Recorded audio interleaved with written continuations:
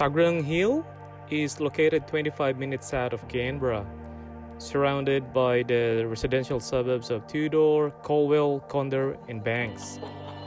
It's about 855 meters above sea level, a little higher than Mount Ainslie.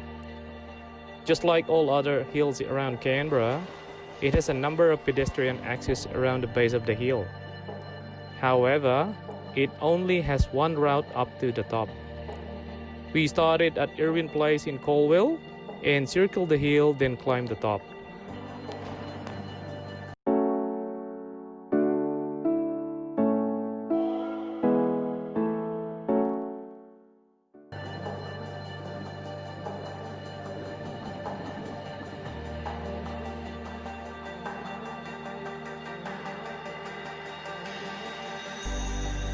The top section is roughly 1.2 km to the top, with up to 37% grading.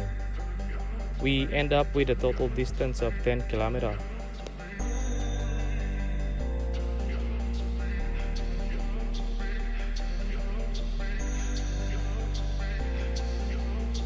The terrain is fairly rocky.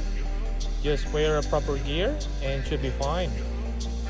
Wildlife is just around the corner.